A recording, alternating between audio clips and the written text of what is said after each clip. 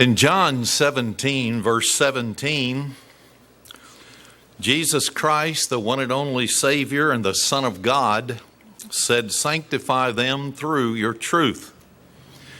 Your word is truth." So the Bible is inspired by the Holy Spirit from Genesis 1 all the way through Revelation chapter 22 is the inspired Word of God. In 1 John chapter 4, under the inspiration of the Holy Spirit, verse 1 to 4, this was penned for us today. "Beloved, believe not every spirit, but try," which means test the spirits whether they are of God. "Because many false prophets are gone out into the world. Hereby know you the Spirit of God. Every spirit that confesses that Jesus Christ is come in the flesh is of God. And every spirit that confesses not that Jesus Christ is come in the flesh is not of God." This is a very important set of scriptures for the sermon yet to come.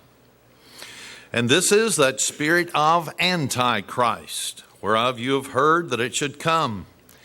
And even now already is it in the world. You are of God, little children, and have overcome them. Because greater is he that is in you, that's the Holy Spirit, than he that is in the world, that's Satan and his angels. Then in 1 John chapter 2, verse 18, it says, "Little children, it is the last time, and as you have heard that Antichrist shall come. Even now are there many antichrists, whereby we know that this is the last time." So we are living in the end of the age. We are seeing a proliferation of antichrists all over the world. Whole religions are of the Antichrist spirit. Notice now a statement at the very beginning of a book called "Winning the War Against Radical Islam" by Franklin Graham. I quote, "We're not attacking Islam, but Islam is attacking us. The God of Islam is not the same God. He's not the Son of God of the Christian or Judeo-Christian faith.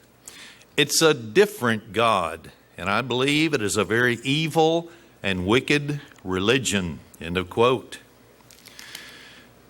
You may end up believing that statement more than ever as we see there are many antichrists gone out into the world. Fervent believers in Islam are even forbidden to ask questions about their own belief system. This is found right in the pages of their own book called the Quran. Here's just one statement of proof. This is found in Surah, S-U-R-A-H, chapter 5, verse 101 and 102. "O you who believe, ask not questions about things which, if made plain to you, may cause you trouble. Some people before you did ask questions, and on that account lost their faith." End of quote. Who is this Allah that Arabs call God? Did the pagan Arabs worship the sun, the moon, and the stars in the distant past before modern Islam began? Did they bring this identical belief system over into the religion today that they have that is at war with Christianity and America? And did it exist long before Mohammed, who is called their prophet, was even born? Let's let their own Arabic people tell us the truth. Here is a book that was written by an Arab. It's called "The Forms of Pagan Worship." I'll make several statements from that particular book. Quote, "It will be noticed that the sun and the moon and the 5 planets got identified with a living deity, god or goddess, with the qualities of its own. Moon worship was equally popular in various forms. It may be noted that the moon was a male divinity in ancient India. It was also a male divinity in ancient Semitic religion. And the Arabic word for the moon, which is Qamar, is of the masculine gender. On the other hand, the Arab word for sun is Shama, is of the feminine gender. The pagan Arabs evidently looked upon the sun as a goddess and the moon as a god. If Wad, that's one of their Arabic words, and Suwa represented man and woman, they might well represent the astral worship of the moon and the sun. The pagan deities best known in the Kaaba, and this is where their religious place in Mecca was found, where 360 different deities were worshipped. So the pagan deities best known in the Kaaba and round about Mecca were Lat, Uzzah, and Manat. They were all female goddesses, end of quote. So this particular man goes on to explain why the Quran swears by the moon in Surah 74, verse 32. Nay, verily by the moon. The moon was worshipped as a deity in times of darkness, end of quote. So that was once again from his book, The Forms of Pagan Worship. So questions concerning the past history of Islam need to be answered if we're going to understand why the world is being attacked by the Islamic religion today. Question number 1, did the Arabs build temples to the moon god? A cursory look into history tells you the answer is yes. Question number 2, did different Arab tribes give the moon god different names and titles? Yes, they did. Question number 3, what were some of the names and titles? One of them was Sin, S-I-N. Another one was Hubal. And another was Elalah. Now, they just left the I out and it became Allah. Was the title Elalah the god used of the moon god? Yes, it was, according to their own writings. A fifth question that we need to ask, was the word Allah derived from Allah? Yes, it was. So says the gentleman in The Forms of Pagan Worship, talking about the Arab religion of Islam. Question number 6, was the pagan Allah a high god in a pantheon of deities, of different gods and goddesses? Yes, he was. He was called the high god. But there were many gods, 360, all located in one place in Mecca. Question number 7, was Allah worshipped at the Kaaba? That was that one specific place in Mecca which made it a holy site. Number 8 question, was Allah only one of many Meccan pagan gods? The answer again was yes. Question number 9, did they place a statue of Hubal on top of the Kaaba? Yes, and it's there till this day. Number 10 question, at that time was Hubal considered the moon god? Yes, he was, and they worshiped him as such. Question number 11, was the Kaaba called the house of the moon god? Yes. Question number 12, did the name Allah eventually replace that of Hubal as the name of the moon god? Yes, it did, according to his own writings, the Arab writer in The Forms of Pagan Worship. Number 13, Did the pagans call the Kaaba the house of Allah? Yes, they did. Number 14, did the pagans develop religious rites in connection with the worship of their gods? Yes, they did. We'll look at a few of those rites in just a moment. Number 15, did the pagans practice the pilgrimage?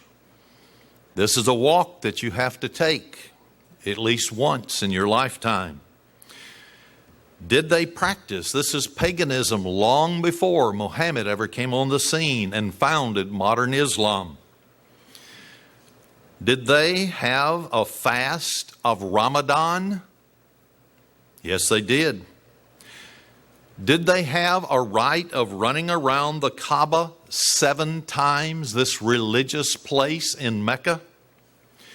Did they have the rite in their worship of kissing a black stone that was there? Yes, they did. Did they have a rite of shaving their heads? Yes. Did they offer animal sacrifices? Yes, they did. Did they run up and down 2 hills to their God? Yes, just like modern Islam does. Did they believe and have a belief system long before Islam ever came on the scene of throwing stones at the devil? Yes, they did, just like they do today. Did they believe in snorting water in and out of their nose? Yes, just like they do today. Did they believe in praying several times a day toward Mecca? This is ancient paganism, long before Jesus Christ was born, long before 610 AD when Muhammad came on the scene. Did they believe in giving alms? Yes. Did they believe in Friday prayers in ancient paganism before Islam came on the scene? Yes. A 16th question. Did Muhammad command his followers to participate in these pagan ceremonies while the pagans were still in control of Mecca? Yes. Yusuf Allah, who wrote this huge book, The Forms of Pagan Worship, states that Muhammad and his followers joined the pagans in their rites at the Kaaba, this religious site in Mecca. He joined them. A 17th question. Did Islam go on to adopt these religious rites, and do they practice them today? Every single one of them. The answer is yes. And from his book, The Forms of Pagan Worship, quote, the whole of the pagan pilgrimage was spiritualized into Islam, end of quote. An 18th question, were Al-Lat and Al-Uzza and Manat called the daughters of Allah? Yusuf Allah explains that Lat, Uzza, and Manat were known as the daughters of Allah in his book. A 19th question. Did the Quran in Surah chapter 53 verse 19 and 20 at one time in history before they edited it, the oldest versions, tell Muslims to worship Al-Lat and Al-Uzza and Manat, who were the 3 daughters of Allah? Yes, they did. And in the oldest versions, it's still in there. A 20th question. Have these verses been abrogated out of the present day Quran to cover up their pagan origin? Yes. A 21st question. Why are they called the satanic verses? Why would they be called satanic if they were in the Quran, which was supposed to be a holy book? A 22nd question. Was the crescent moon an ancient pagan symbol of the moon god throughout the ancient world? Yes, it was. And if you'll notice, on nearly every one of the Islamic republics' flags, they have the crescent moon. A 23rd question. Was it in the religious symbol of the moon god in Arabia, this crescent moon? Yes, it was. A 24th question. Were stars also used as pagan symbols for the daughters of Allah? Yes, they were. Number 25. Did the Jews or the Christians in the 7th century use the crescent moon with several stars next to it as symbols of their faith? No, they didn't. Because Christians are not pagan, are not supposed to be anyway. Number 26 question. Did Islam adopt the pagan crescent moon and stars as its religious symbol? Yes, it did. Look on their flags. Any Islamic republic will have the stars and the crescent moon. Question number 27. As Islam developed over the centuries, did it adopt pagan names, pagan ceremonies, pagan temples, and pagan symbols? Yes. Question 28. Is it possible that most Muslims do not know the pagan sources of the symbols and rites of their own religion? Well, of course not.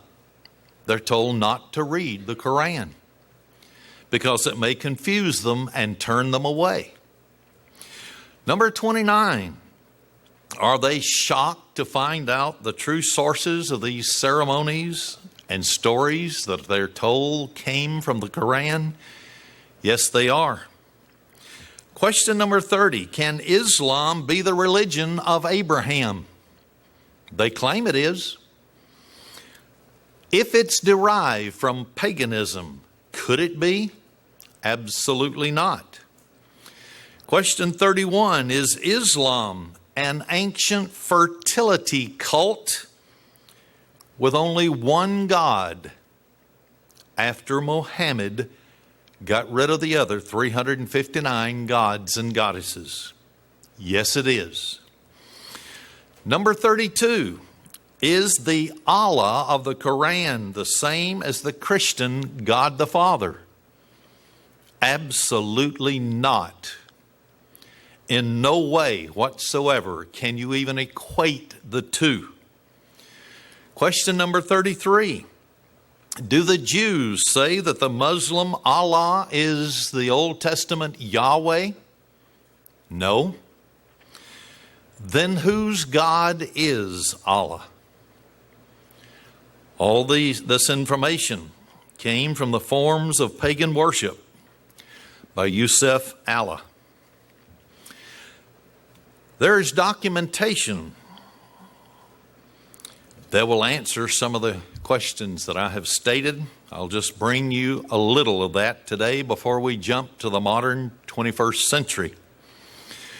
The following documentation will reveal that there is a general consensus among Islamic scholars that Allah was a pagan deity before Islam ever developed.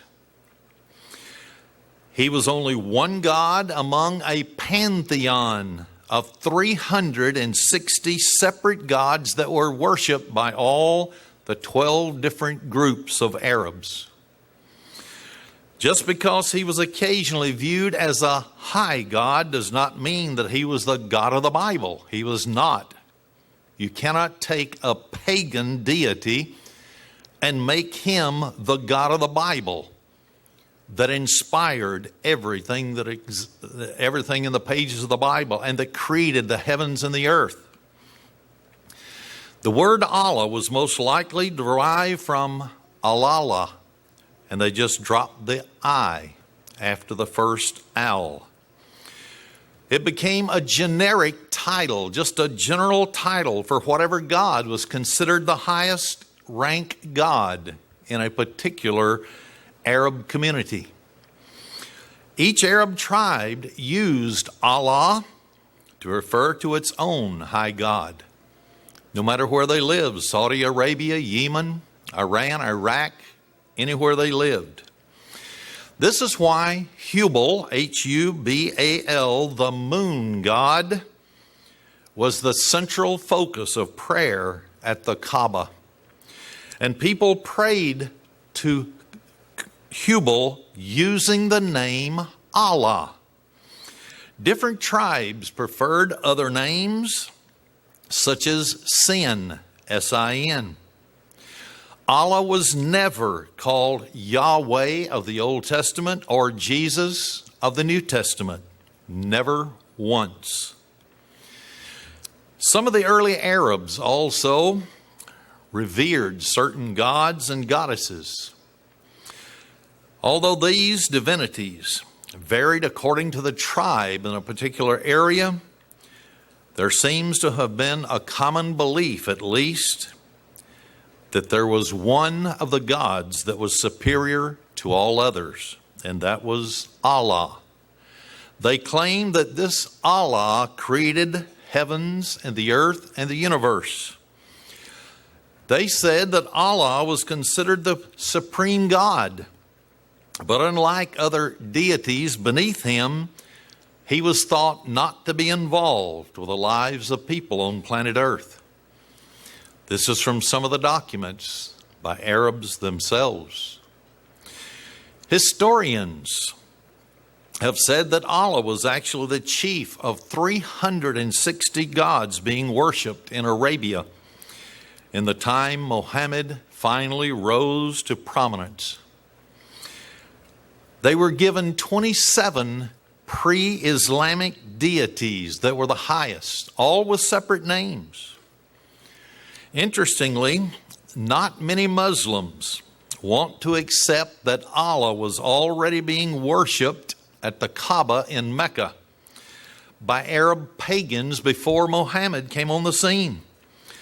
Muslims become very angry when you point this out to them because they have been brainwashed into believing something that is a lie.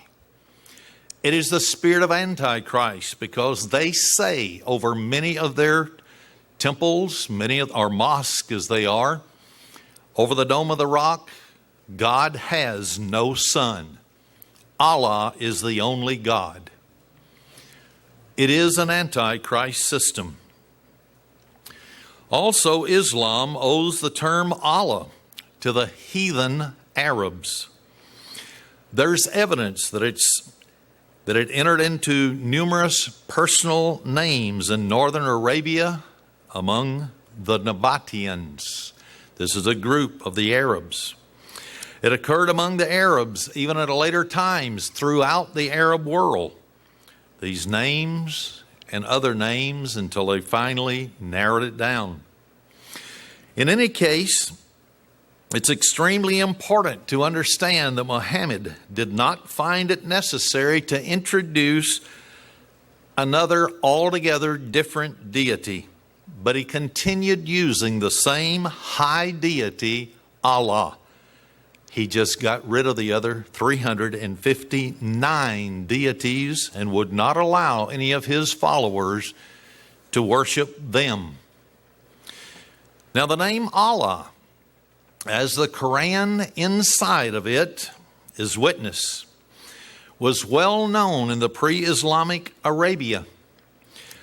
Both it and its feminine form, Alat, are found frequently among the various names and inscriptions from North Africa all the way across the Islamic world. Allah is a proper name, and it's applicable only to their particular God, the Arabs' God, that is. Another quote right out of their own documents by Arabs who read the Quran and were disillusioned said that Allah is a pre-Islamic name. Another statement was that Allah is found in Arabic inscriptions prior to Islam.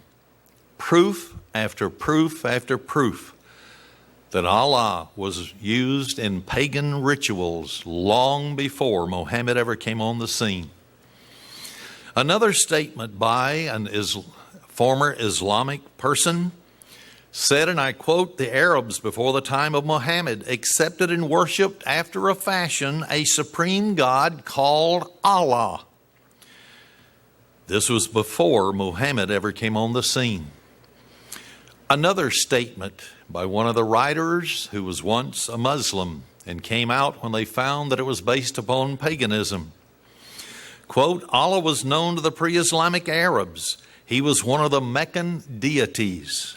That was the city of Mecca, one of their three holy cities. It, Medina, and Jerusalem. And yet another one of these writers, former Muslim, said that Ilah appears in pre-Islamic poetry by frequency of usage.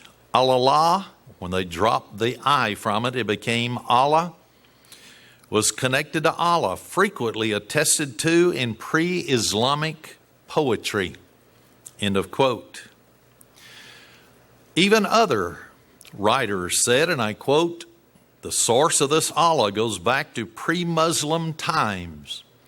Allah is not a common name meaning God or a God, and the Muslim must use another word or form if he wishes to indicate any other than his own deity."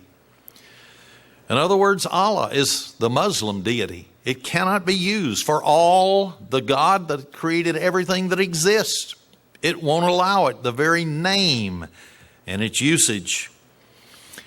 Another one of the Arabs that left Islam stated, quote, "Allah was already known by that name to the Arabs," end of quote.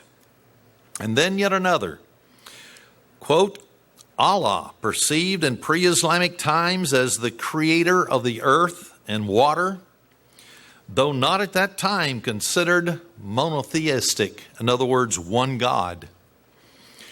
Alat, astral, and so on were pre-Islamic. They were one of the three daughters of Allah. So it was a paganistic system. They worshiped deities, gods and goddesses, the planets, stars, the sun, the moon. And you could go on and on and on, because there are so many statements by former Islamics who actually read the Quran against everything that they were told, because if they read it, they would become confused and fall away from the religion. And they did. But here is another statement by one of those who fell away from Islam. Quote, "Hubal was associated with a Semite god Baal." Do we find that throughout the Bible? That all the pagan societies around Israel worshiped Baal? Baal is nothing more than the devil, basically, in his system. And it's associated with Adonis or Tammuz. Do we find Tammuz in the Bible? The gods of spring, fertility, agriculture, and plenty. So we see that it was a paganistic system that was adopted by Muhammad, and he forced it by the sword upon the Arabs. There was another statement. In addition to the sun, moon, and the stars, Al-Zahara, the Arabs worship the planets. Saturn, Mercury, Jupiter, the stars, Sirius, and the constellations of Orion. Ursa Major and Minor, and the seven Pleiades. So they worship the elements. They worship planets, the sun, the moon. It's a paganistic system. And all others do the same. They went on to say, and I'm continuing their quote, some stars and planets were given human characters. Don't we see that today when you talk about the constellations? Some of them are bears and various animals and so on. But it went on to say that they were too deeply enriched or entrenched in this paganistic system when Muhammad came on the scene, and so he adopted the paganism. All of this can be found in the various books which they do put out, and you can find them. There is a statement that was made by a president of the United States of America. A president. His name was Teddy Roosevelt. It had to do with immigration, and the statement was made in 1910. Listen carefully. Quote, in the first place, we should insist that if the immigrant who comes here in good faith becomes an American and assimilates himself to us, he shall be treated on an exact equality with everyone else. For it is an outrage to discriminate against any such man because of creed or birthplace or origin. But this is predicated upon the person's becoming in every facet an American. Nothing but an American. There can be no divided allegiance here. Any man who says he's an American, but something else also, such as, I have dual citizenship, America and Israel. I have dual citizenship, America and Saudi Arabia, isn't an American at all. We have room for but one flag, the American flag. We have room but for one language, and that is the English language. And we have room for but one sole loyalty, and that is the loyalty to the American people. End of quote. Now, with this statement in mind, and then realizing that Islam came out of paganism, it is still paganistic. Let's leap forward now into the 21st century. The United States of America jumped across the oceans. They started a war with Iraq when they went into Afghanistan after terrorists. And quickly, attention was turned from there to Iraq when not one Iraqi had anything to do with the 9/11 World Trade Center bombing. They were all from Saudi Arabia, Yemen, and Afghanistan, trained by the Taliban and Al-Qaeda in Afghanistan. But the United States went in and said, we want to have elections for the Iraqi people.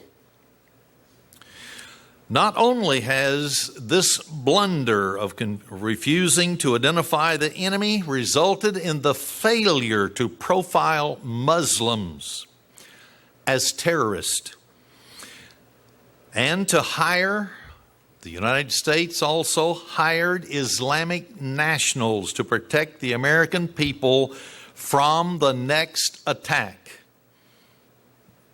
But it also has caused the George W. Bush administration to stumble into a horrific quagmire, just like in Vietnam, only this time it's in Iraq.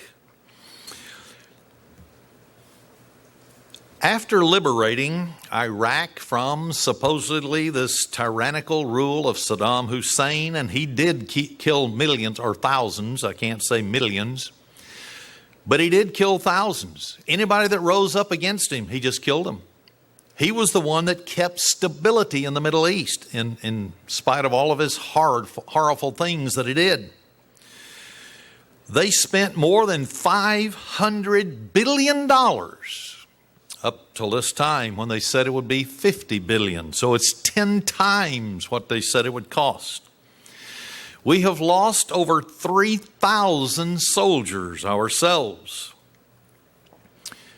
to the so-called insurrectionists that have been coming across the border from Syria and from Iran into Iraq.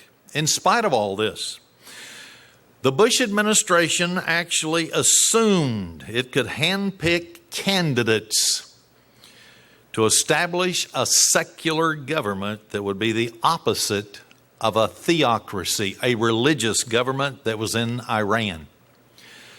What I don't understand is why he didn't realize to begin with Saddam Hussein had already established a secular government. That's why he could keep stability in the region. The United States' choice for this new Iraqi democracy was Ayad Alawi.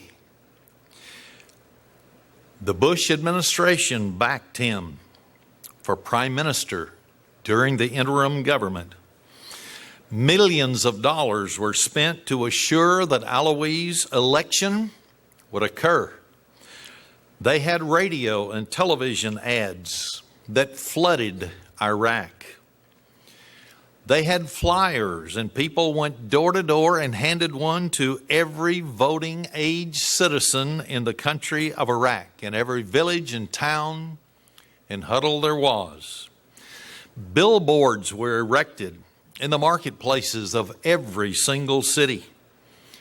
Yet when the elections were over, George W. Bush's administration's hand-picked Alawi was trounced in the January 30th, 2005 election. He received less than 18% of the vote.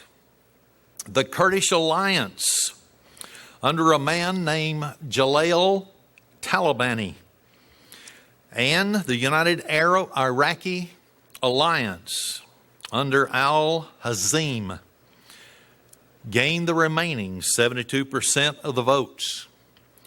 Talabani is a Kurdish warlord with a very long history of undercover and underhanded deals with Israel, the Shah of Iran before he was deposed, Turkey, Great Britain, and the United States. He has a tug of war with a rival warlord by the name of Barzani, which caused the deaths of tens of thousands of Kurds in Iraq. That was found in a book called The Shadow Iraqi Government, or an article, The Middle East News, April 25th, 2005. He had and still has strong ties to the mullahs, or the religious leaders in Iran. And all of these mullahs supported his campaign in Iraq. Hazim is a Shiite cleric, religious type, who spent years in exile in Iran. Remember, the Ayatollah Khomeini overthrew the Shah of Iran, set up an Islamic republic.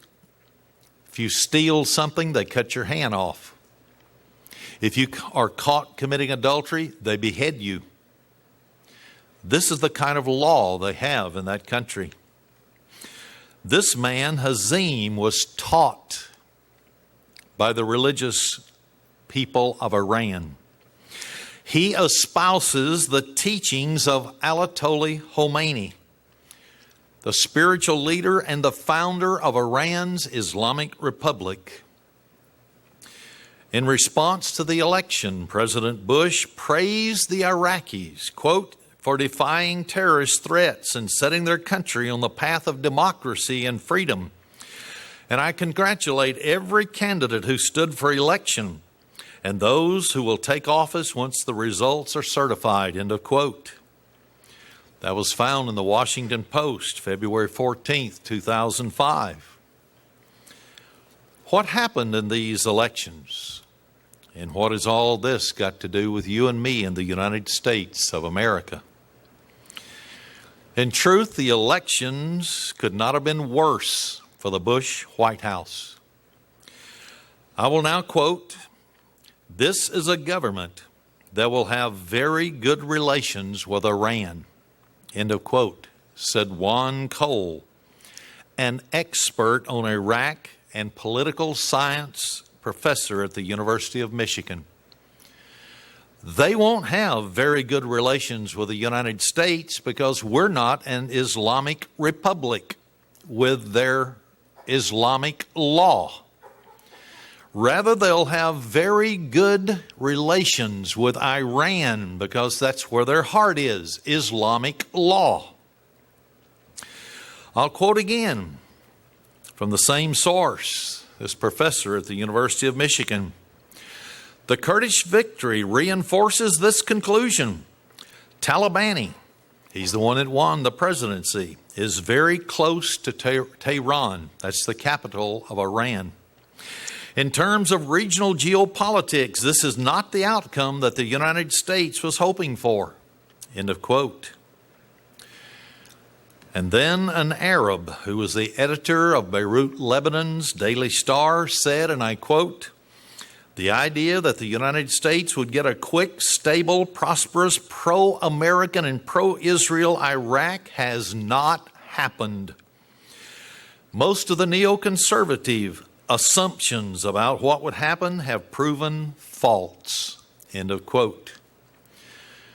So it's a far different cry in Iraq than what we see on the nightly news. Democracy is not being built in Iraq. That's why over 3,000 individuals have died from the United States of America and our armed forces.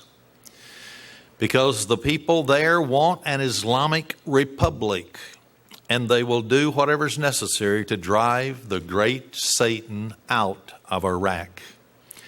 Have we gotten into a quagmire over there, just like we did in Vietnam? Any doubts about the disastrous outcomes of the election for the United States were put to rest when the new president of Iraq, Jalal Talabani, named al-Jafari as prime minister. Now, who is al-Jafari? He served as the leader of the Islamic Dawah Party, which upholds the teachings of the Ayatollah Khomeini of Iran. One of the very first moves that the new government in Iraq made was to establish very close relations with Shiite leaders and mullahs, religious leaders in Iran. On May 17th, 2005, Iranian Foreign Minister Kamal Khazari arrived in Iraq for a landmark visit to show support for the new government in Baghdad. Iran and Iraq, bosom buddies. One has an Islamic Republic law, the other wants it but don't have it because the great Satan, as they call us, is interfering. I will quote now one of his statements. Iran's absolutely ready to cooperate with Iraq in all fields, the economy as well as other issues of common interest. End of quote. The ties were even tightened after the arrival of al-Jafari and 7 senior ministers in Tehran, Iran, on July 16th, 2005.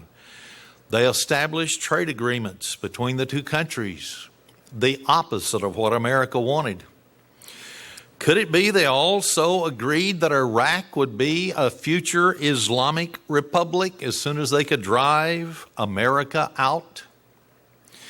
President Talabani expressed his willingness to use Kurdish private brigades and Shiite militia to fight Sunni resistance throughout the country. We've heard about the possibility of civil war going on. It is. Those that do not want a Khomeini-style Islamic republics, the Sunnis, are being slaughtered. Preparing for the day when they'll have their Islamic Republic and the jihad against America and Britain and Western Europe can continue in great force. Civil war and Americans in the middle of this quagmire, just like Vietnam in the 1960s and the mid-1970s. All this was found in an article, The Shadow Iraqi Government. President Bush's quagmire has come to pass, but he'll not admit it. Why? He's controlled by what is called neoconservatives. They were socialist, communist, leftist who couldn't achieve their agenda, so they moved from the Democratic Party to the Republican Party. Now they have him under their control completely and thoroughly. The elections resulted not in the establishment of a new democracy in Iraq, but rather the creation of a smaller version of an Islamic republic, just like the one next door to them. And they're now preparing for the imposition of Islamic law on every citizen in Iraq. The population of Kurds, Sunnis, and Shiites, all three groups, is only held together by one mutual thing: hatred for the United States of America. That's the only reason they're cooperating with each other. This hatred has been repeatedly expressed by leading Iraqi clerics. A Shiite sheikh with the name of Saadi, S-A-A-D-I, the religious leader of Baghdad's shrine, he fumed about the United States in an interview with the Wall Street Journal. Here's what he had to say, quote, "Wasn't it America who supported Hussein," that's Saddam Hussein, "in the first place during the worst horrors of the 1980s? Wasn't it Washington that betrayed a United States-inspired Shiite uprising in 1991? That was our first experience with American promises of democracy. We've realized it's a democracy of mass graves. The Americans say they have come to liberate us. Sure, they've come to liberate Iraqis from their bodies through death. Everyone who shakes a hand with these invaders should have his hand cut off. That's Islamic law. Shaking hands with an infidel. Everyone who smiles at the oppressors should enter hell." End of quote. That was found in the book Faith at War, page 184. Similarly, another sheikh, Amash, he is a religious leader of Baghdad's Al-Nida Mosque. Here's what he said, quote, "They," meaning the governing council of Iraq that took office, "dared to proclaim a national holiday on April 9th to celebrate Baghdad's rape by the invaders. God bless our martyrs and protect our prisoners. Let God destroy the people who support America and America herself." End of quote. From the same book, Faith at War, page 183. Are they our friends?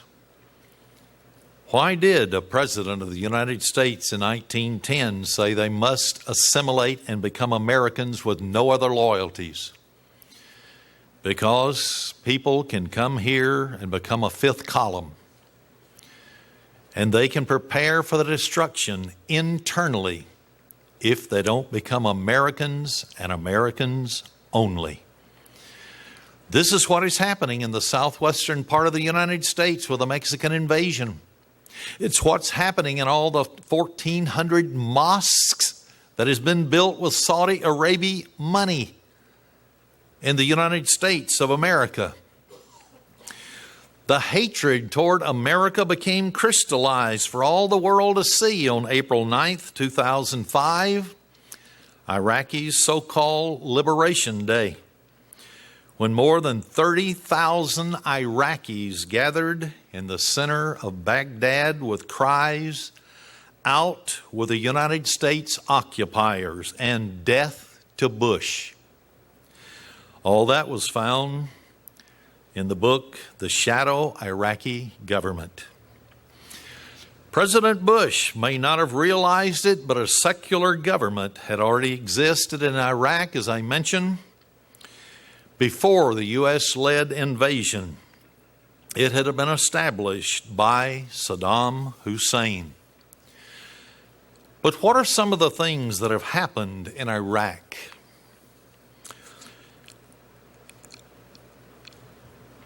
I want to give just a few statistics.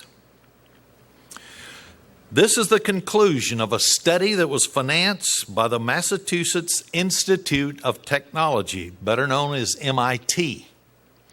Their Center for International Studies, and conducted by physicians under the direction of Johns Hopkins University. Powerful institutions. This leads credence to what I'm about to say. This is what they found in Iraq since America has gone there. They have found that children are being born deformed. 200 children a day under age 5 are dying from depleted uranium that is inside the bullets and the guns and so on, the mortars that are shot from American guns into the Iraqi suburbs. These are deaths over and beyond and above the pre-invasion mortality rate. In other words, before America ever went to Iraq, there were 5.5 deaths for every 1,000 people per year. But since America has gone there, it's gone up to 13.3 deaths, 8 more deaths per 1,000 each year since America has invaded. This study was published in the most prestigious medical journal in the entirety of the world in Great Britain, called The Lancet. It's available online if you know how to get to it. The study used scientific methods. In 87% of the deaths, the researchers requested death certificates. More than 90% of the households had a death certificate in Iran or in Iraq since America came there to liberate them. Now, this is what's really happening over there. Also, since America went there, there have been 655,000 deaths of Iraqis. Only 1 to less than 2% were caused by terrorists coming from Syria or Iraq. They were caused by the United States bombing of suburbs, 655,000. And according to this study, 601,000 were directly related to the deaths of being shot by bullets or being in homes that were bombed by the Americans. 54,000 were dying slowly from diseases from depleted uranium that affects the entire nervous system of the body. What a study. What a travesty. Since the government refuses to acknowledge that the enemy is mainstream Islam, a very highly seditious and extremely dangerous situation has already begun to persist within the majority of the 1,400 mosques in the United States of America. A Sheikh Kabani, who is chairman of the Islamic Supreme Council of America, went on to express his belief that 80% of the mosques are here in America support terrorism. They sanction jihad against America. They call for the destruction of the United States of America. That was all found in the book Militant Islam Reaches America, page 137. Kobani further testified that Muslim schools, their community centers, their professional associations, and their commercial enterprises share the views of Al-Qaeda. They remain hostile to American culture, and they want to replace the United States Constitution and its form of government with an Islamic order. All that was found in an article, Muslim Moderate Kobani, Firm on Terrorist Nuclear Threat, UPI release, November 19th, 2001. And now we have an Islamic United States senator from Illinois and another one. The one from Illinois used an oath. He was going to swear his allegiance on a Quran, but they used a voice vote in the Senate. But we have another Islamic in the House of Representatives for the first time, and he swore his oath on the Quran. Representative Peter King of New York, a member of the House Select Committee on Homeland Security, believes that this Mr. Kobani's assessment of 80% of the mosques is too conservative. According to him, the best he could determine, 85% of the United States mosques have been radicalized. And the leading members of the Islamic houses of worship are not cooperating with any form of law enforcement officials in the United States to find terrorists. That was found in the book, How Are Mosques Fighting Terror? Or the article put out by the Christian Science Monitor, August 12th, 2002. So these findings are not very surprising. Saudi Arabia has spent more than $90 billion. That's a B as in billion. Since 1973 to spread Wahhabi, that is their form of religion that is the most radical in the world, throughout the United States of America. That was found in the article, Saudi Oil Imports Fund American Mosque, WorldNet Daily, April 22nd, 2002. Osama bin Laden's doctrine is pure Wahhabism, and all members of Al-Qaeda's high command are Wahhabists of the most radical form of Islam. Of the 1,400 mosques in America, 90% have been built in the last 20 years with Wahhabah money from Saudi Arabia. And yet the Bush family is in bed with the Saudis and their oil production. The 911 hijackers receive support and shelter from at least 7 United States mosques. The Zarat, as they call it, which is tithes, collected in most of the religious establishments of Islam, serve no charitable cause whatsoever.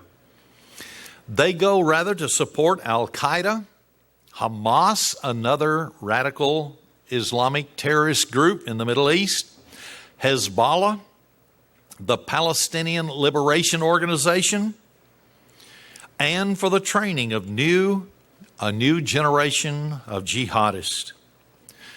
They are being trained in Afghanistan and Pakistan with the money from these mosques. Some United States mosques are incredibly luxurious, such as one down in the suburbs of Washington, D.C., Falls Church, Virginia. Others look like dumps down in the ghettos, such as Al Salem Mosque in Jersey City, New Jersey. I'll give just a short list of the more troublesome of these Islamic houses of worship that have been identified by the FBI as threats to American security. The Ali Dulles,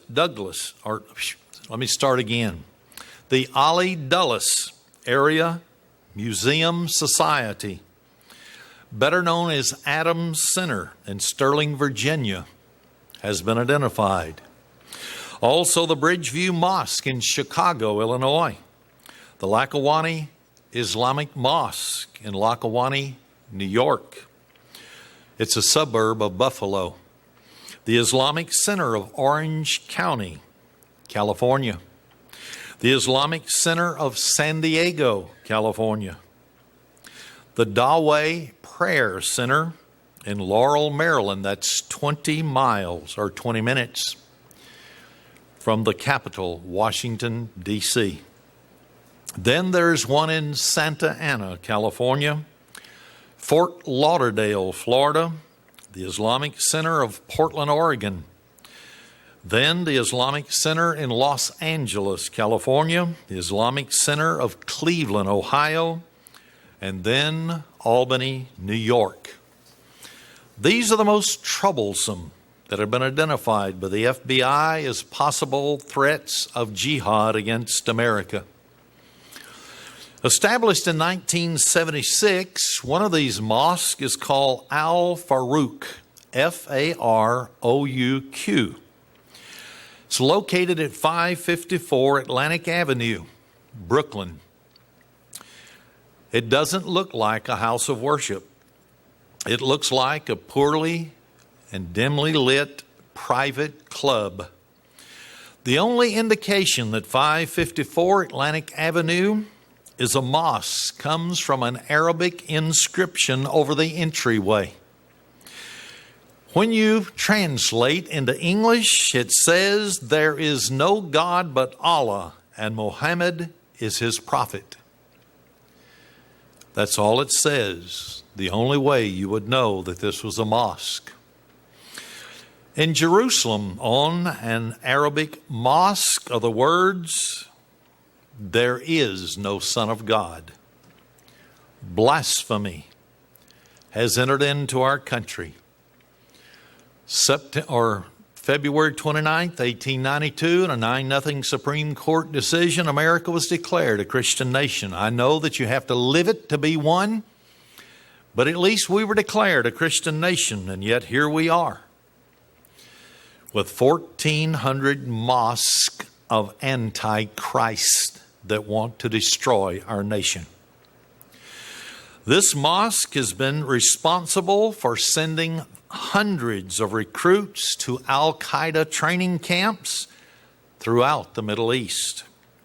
That was found in the book Al-Qaeda, Brotherhood of Terror, 2002 publication, page 10. One recruit that went there, his name was Jamal al-Fadl. He worked to secure nuclear weapons for Al-Qaeda and other materials that could be built into nuclear weapons. This was all when Osama bin Laden was staying in the country of Sudan. Al-Farouq Mosque was first beginning to gain public attention on November 5th, 1990, when a man by the name of El-Sayed Nasser, he was a very prominent member of that mosque. He murdered a Jewish rabbi by the name of Mir Kahane, who was the founder of the Jewish Defense League. He was giving a speech in a ballroom at the Marriott East Side Hotel in downtown Manhattan. The murder represented the very first violent outburst of radicalism on American soil. Since then, there's been others. We know the 1993 World Trade Center. Then we know that 70 witnesses were refused to be able to give what they saw. outside of the Murrah Federal Building in Oklahoma City. They said they saw 15 to 20 people of Middle East origin speaking Arabic. And then the World Trade Center. Of course, 9/11. Before Kahane's murder, this Jewish rabbi, the Brooklyn Mosque had been the headquarters of Al-Kafah Refugee Center. This was a front organization for Al-Qaeda with branches in Atlanta, Georgia, Boston, Massachusetts, and Tucson, Arizona. They had recruiting stations in 26 states in America. It was founded by Abdullah Azzam. This was Mr. bin Laden's mentor, trainer, teacher. In 1986, the Al-Kafah Refugee Center acted as a CIA front for transferring funds, weapons, and recruits to the anti-Soviet regime that was fighting against the Russians that were trying to take Afghanistan. In exchange for this service, Ronald Reagan's administration began to fork over more than $2 million a year to the mosque Al-Farouq in Brooklyn, New York. Now, not many American Protestant and Catholic, or even Jewish for that matter, churches receive over $2 million a year from the government. And yet here was a Muslim mosque that did. Meanwhile, Azzam became a frequent visitor to Brooklyn. In a 1988 video tape, which was taken of him, he can be seen and heard telling a large crowd of African Americans, quote, that blood and martyrdom are the only way to create a Muslim society in America, end of quote. Blood and martyrdom. By 1992, Al-Farouq Mosque became a haven for Arabian veterans that had come here and given credentials by the CIA, passports. A feud eventually erupted between the groups, this newcomer group, and the older African American members. It resulted in a murder of Shalaby, who happened to be one of their fiery religious leaders. The murder took place March 1st, 1991. It has never been solved. But a sheikh by the name of Rahman, he was a very revered blind religious leader, provided from that day forward religious authorization for the assassination of Egyptian President Anwar Sadat because he would not make Egypt an Islamic republic. He's the one who became the head of this Al-Farouq Mosque in Brooklyn. So Sheikh Omar had migrated to Brooklyn in July of 1990 after Consular Secretary of the United States Embassy in Egypt granted him a visa. He was granted a visa even though his name appeared at the very top of a high alert watch list. How did he get here? Our government brought him in and furnished the passport. A man by the name of Wadith El-Hagi, who arrived in Brooklyn from Tucson, Arizona the day after this Shabali's murder, became the new leader of this refugee center. El-Hagi is a naturalized American citizen. He later became the personal secretary of Osama bin Laden. Personal secretary.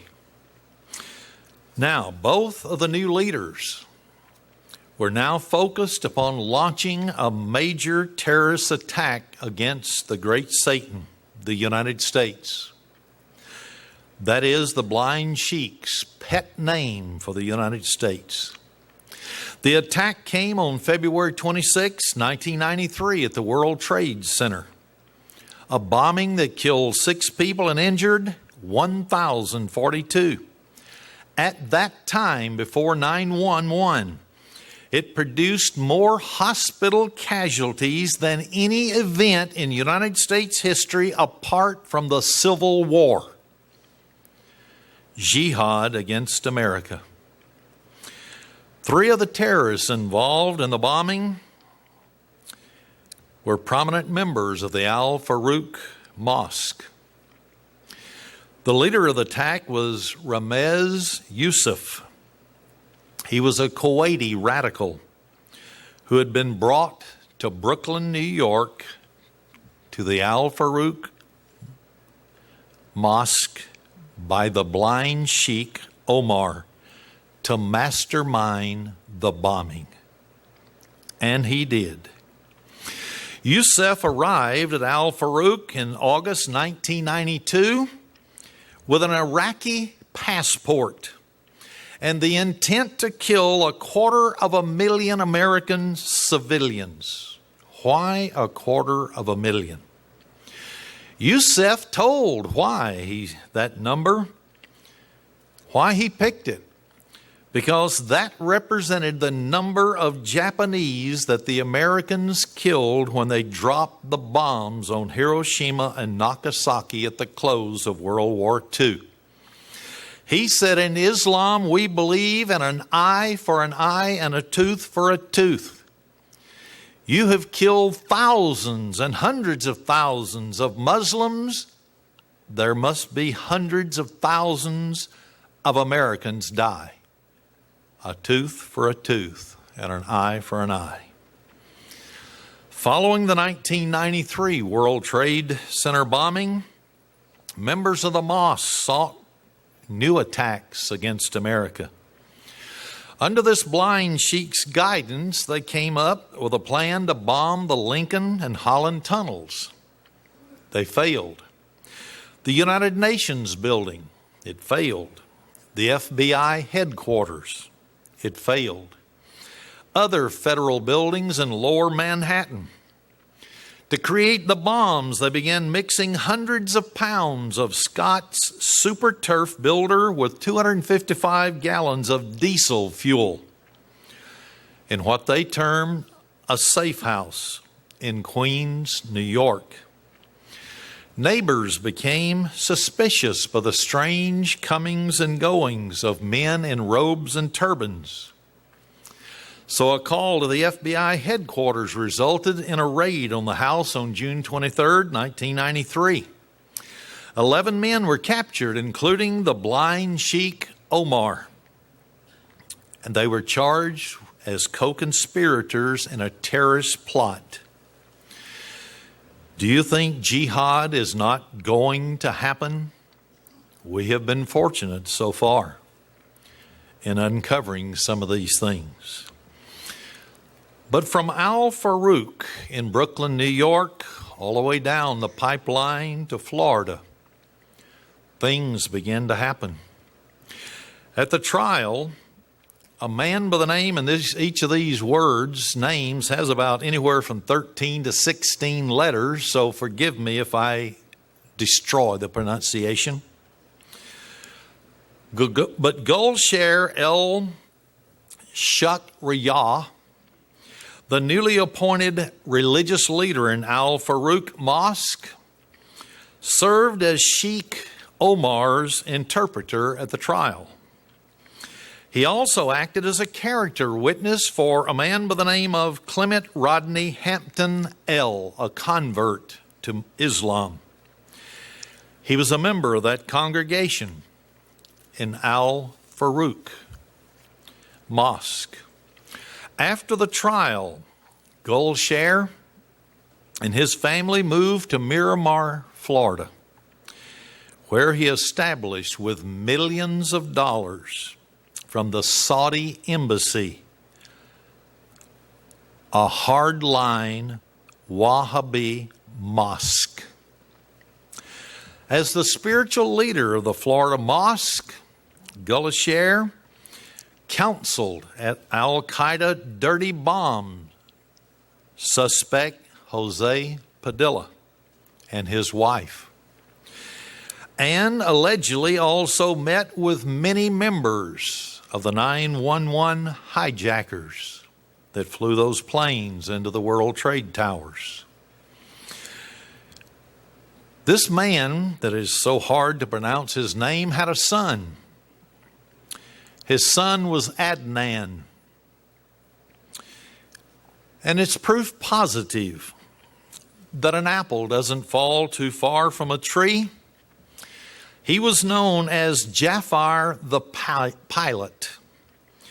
Adnan was identified by the FBI as the next Mohammed Atta and remains the subject of a worldwide manhunt till this day. He was planning and helping plan the 9/11 World Trade Center attacks. But what about this Al Farouk Mosque? Was it an arsenal to prepare young men for jihad in America? The FBI Joint Terrorism Task Force began surveillance of the Al Farouk Mosque. They noted that members would enter into the mosque very early in the morning before it got daylight. They would remove crates of weapons, boxes of ammunition, and haul them over to the Calverton shooting range in eastern Long Island, New York. At the Calverton shooting range, the members received training with semi-automatic rifles, shotguns, 9mm and .367 caliber handguns, and AK-47 automatic weapons. All this training was provided by Ali Mohammed, a former Army sergeant at Fort Bragg, North Carolina. And he was an Al-Qaeda sleeper agent in America. This surveillance proved the United States mosques were serving as arsenals for future jihadists in America. Now, in light of these findings, Mr. Neil Hamilton, a senior FBI special agent, asked the Justice Department for permission to wiretap the mosque itself and then the religious leader's office. A federal judge denied his request in spite of all the evidence on the grounds that 554 Atlantic Avenue in Brooklyn, New York is a house of worship. Let them make the request on a Christian church. It would be granted. You can bet your bottom dollar on it. The story of this little shop of Islamic horror in Brooklyn continued right on through 2003 with the arrest of Mohammed Ali Hassan al-Moyad. He was a fundraiser from Al Farouk Mosque who personally delivered $20 million to Osama bin Laden and another gift of $3.5 million to another Islamic society, which was the financial arm of the terrorists for Hamas in the Middle East. Are we seeing something happening in America that nobody, not even the media, begins to even state? We made arrangements for our 30-second and 60-second commercials to go on a television station in Wausau, Fox station in Wausau, Wisconsin. The general manager was an Arab, Islam. When they saw the commercial, all it had one time, a little flash for 1 second, jihad, and they turned the program down. Do you think they want anybody to know what is happening in America today? Not at all. So what are some of the lessons that we can learn from this Al Farouk Mosque that could possibly be happening all over America? The account of the treasonous activities within this Al Farouk Mosque, which is just one radical mosque out of the 1,400 in America, the FBI has identified 1,260 as radical. 1,260. So here are some of the things to support those findings. Number one, mosques serve as recruiting agencies for Al-Qaeda and other terrorist organizations bent upon the destruction of the great Satan, the United States. Number two, mosques raise millions of dollars for jihad against America. Number three, mosques act as shelters for terrorists and sleeper agents. Number four, mosques are protected by United States federal courts because of their status as a religious institution. Number five, mosques are extremely well financed by oil-rich Saudi Arabia. Number six, mosques act as planning centers for terrorist activities. Number seven, mosques warehouse weapons to be used against America. Number eight, mosques stand as shining examples that the present situation of religious tolerance against national security, something has to be changed. If it doesn't, America for sure is going to be up in flames before long. Notice what it says in Isaiah 1, verse 2 to 7, and then verse 9. Hear, O heavens, and give ear, O earth, for the Lord has spoken. I've nourished and brought up children, and they have rebelled against me. The ox knows his owner, and I'll skip the next phrase, but Israel does not know. My people does not consider.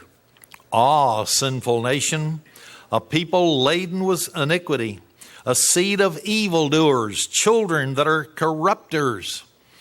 They have forsaken the Lord. They have provoked the Holy One of Israel to anger. They are gone away backwards.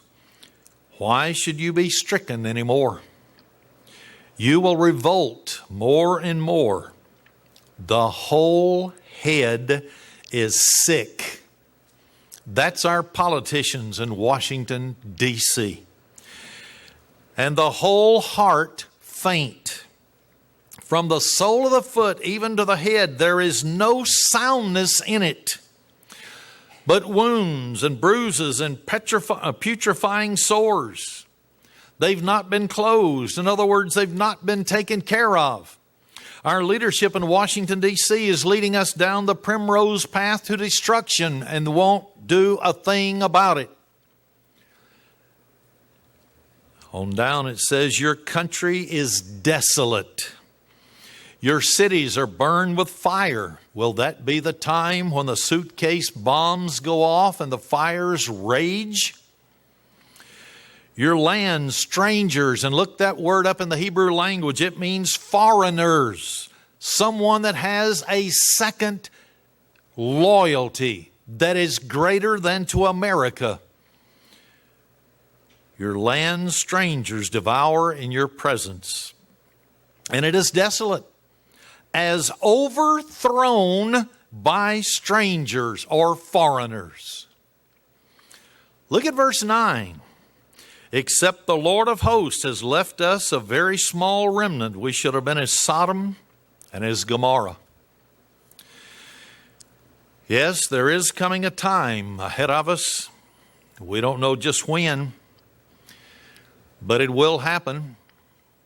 because God will set about to scatter the power of the holy people only because of the sins of the nation. They've turned their back upon God. Not everyone, you and I haven't. We've been called out and we've answered that call. But what else is happening in America that is preparing the way for jihad against our citizens? One blunder in the misnamed war on terrorism has caused law enforcement officials to turn a blind eye to the recruitment of future jihadists. And it's all happening within our country's penal or prison system. Billions of dollars from oil-rich Saudi Arabia now fund the Islamic Prison Foundation, a prison outreach program to convert as many members of the African American inmates away from Christianity to Wahhabism, but also to hate America. Why not? They're in prison. Warith Deem Umar, who served as the program's director, said, and I quote, "The 911 hijackers should be honored as martyrs.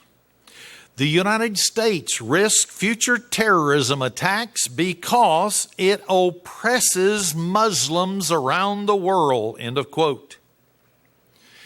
And remember, they believe in an eye for an eye and a tooth for a tooth.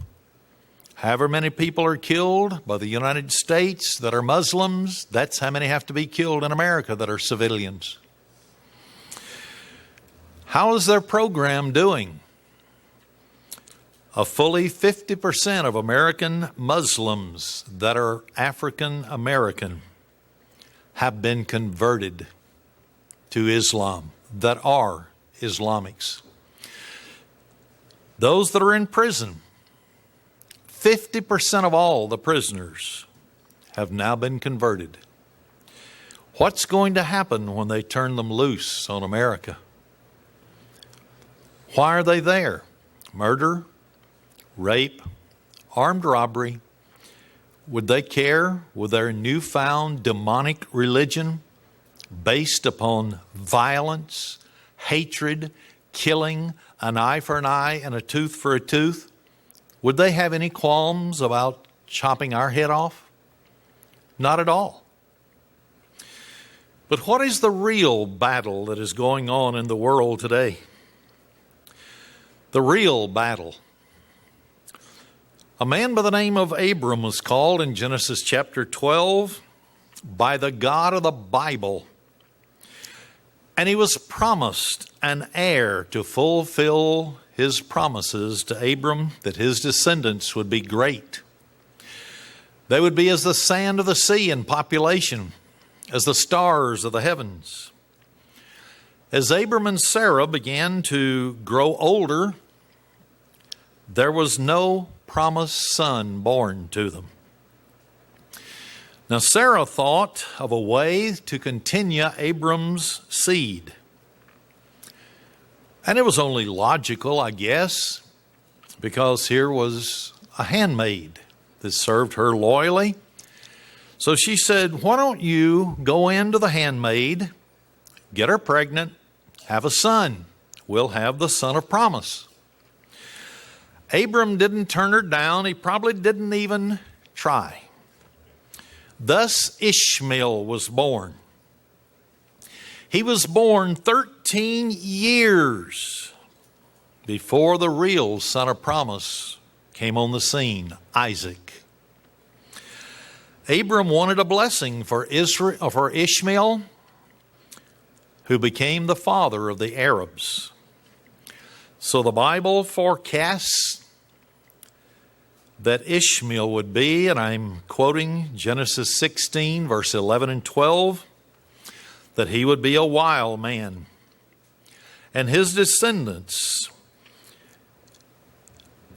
hand would be against every man, and every man's hand against him. He shall dwell in the presence of all his brethren. So here were the Arabs that were to be very volatile. Later on, they accepted a religion that was forced upon them to begin with under the threat of death, and then they spread that religion. You convert or die. They live right next to Judah in the Middle East.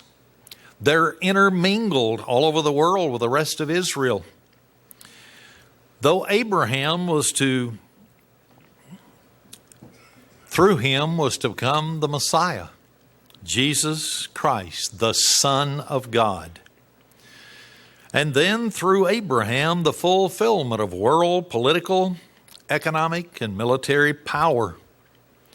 It would come through Isaac, then Jacob. Jacob would have 12 sons, and the oldest, not Reuben, but his second wife, the oldest son, Joseph, of the coat of many colors, would receive the recipient of the birthright.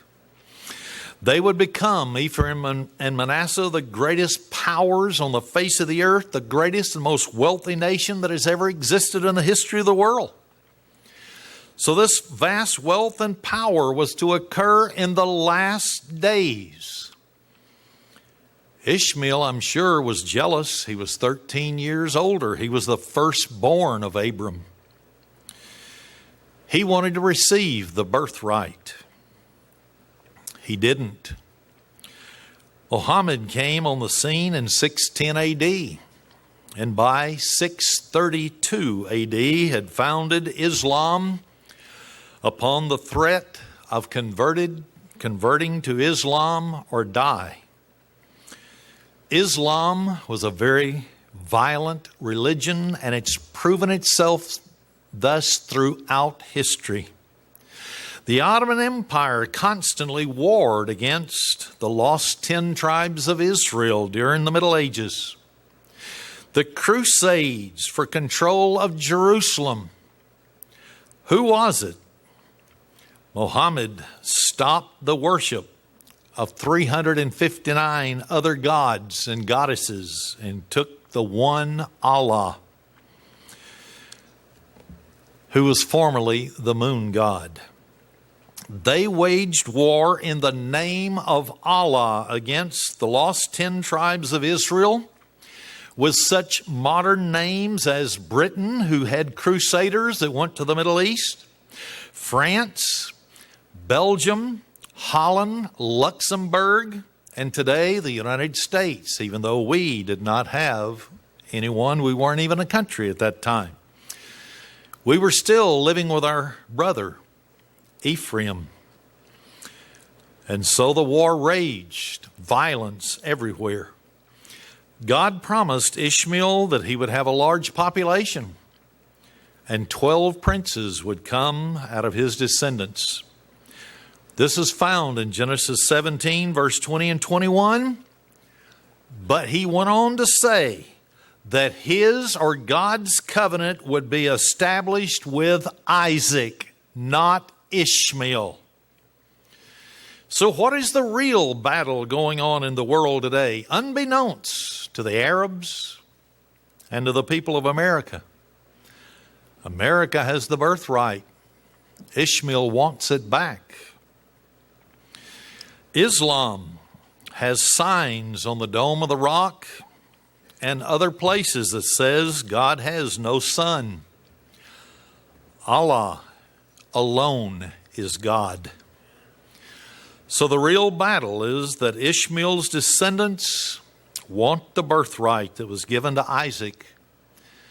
Then Jacob, whose name was changed to Israel because he was an overcomer with God, and with Joseph. They want it back. It's becoming so bad in England. This shows you how there is no soundness in them from the top of their head to the bottom of their feet. That the government in London, England, is about to give in to the pressure of the Muslims. so that they can enforce their own Islamic law outside the jurisprudence of the British legal system, even with punishment for adultery of beheading. It's about to happen. The fourth horse of the apocalypse in the book of Revelation is pale. When you look that word up in the Greek Strong's Concordance, it means greenish. The official color of Islam. You can go to the internet, you can look up flags of the world, and you can look at every Islamic republic. They have green in every single flag. Saudi Arabia has the stars and the crescent moon. It's the greatest sponsor of terrorism anywhere in the world. Billions of dollars to build new mosques, to train radicals to overthrow countries from inside the borders of that country. My concluding scripture for today is found in Ezekiel chapter 5, verse 1 to 4. Ezekiel chapter 5, verse 1 to 4. And you, son of man, take you a sharp knife. Take you a barber's razor, and cause it to pass upon your head and upon your beard. Then take you balances to weigh and divide the hair. Now, what in the world is going on here? We'll see. You shall burn with fire a third part in the midst of the city. What do we think suitcase nuclear bombs would do? Backpack nuclear bombs. When the days of the siege are fulfilled, you can be besieged and surrounded, or you can be besieged from within. Communism has surrounded the United States. It's on every side. Socialists in Canada. Fidel Castro in Cuba, formerly Fox of Mexico, now has a new socialist leader. Hugo Chavez from Venezuela, making a South American front against America of socialism. And you shall take a third part and smite about it with a knife, and a third part you shall scatter in the wind. I will draw out a sword after them. You shall also take thereof a few in number. Bind them in your skirts. It's very interesting. This word skirts, you would think of a woman with a skirt on. But the Hebrew word number 3671 and 3670 means be removed. God is going to remove a small number so that they will not be in this burning process. They won't have to go through the war that is going to rage. Then notice how it concludes. Then take of them again and cast them into the midst of the fire and burn them in the fire. For thereof shall a fire come forth into all the house of Israel. So who are we talking about here? The house of Israel. The 10 lost tribes, not Judah. What is happening in Britain and in France? Where has jihad been declared? Where have the bombings in the subways taken place? Where have the bombings against federal buildings and against the World Trade Building been taking place? Where have they already discovered and shut down other opportunities? America, Britain. It's against the house of Israel. You and I need to be some of those few that are bound up in that skirt to be removed to a place of safety so that we can serve our God in peace, prepare for our crown in the kingdom of God. If we understand that these prophecies will come, but there is a way of escape, by living the real way Jesus said today and live by His everlasting covenant with no pretense, but with a pure and sincere heart, you and I can be removed and be safe. God bless you if you heard the words today.